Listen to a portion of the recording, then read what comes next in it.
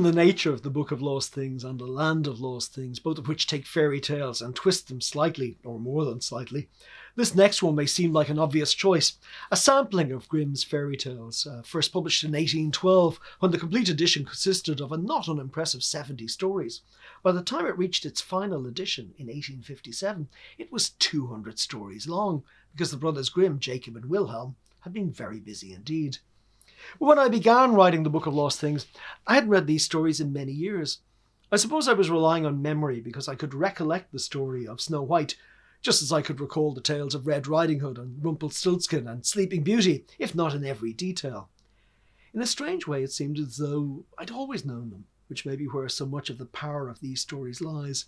It feels as though they've been with us for a very long time, and many of them have, passed down from generation to generation, first as tales told by firesides and then in the form of books, like this one.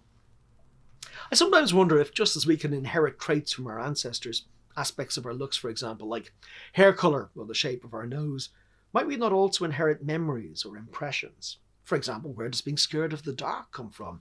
At the very least, we're products of our environment, picking up on influences and concepts, both consciously and unconsciously, some of which seem to embed themselves particularly deeply, fairy tales among them.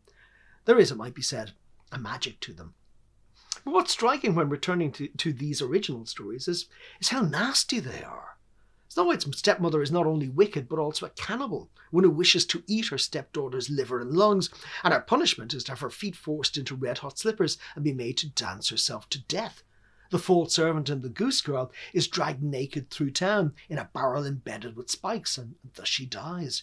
Rumpelstiltskin, his plans foiled, tears himself apart in frustration. So we often think of these as tales to be told to very young children, but I think they're more appropriate for children on the cusp of adolescence, because they contain warnings about the world. After all, what is the tale of Red Riding Hood but a message to girls about to become women that they should be wary of predatory men who may be wolves beneath the skin?